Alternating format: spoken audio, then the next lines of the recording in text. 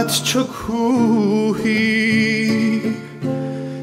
به شانه من، ولی تو بی غم از غم شبانه من. چو نشنوی صدای عاشقانه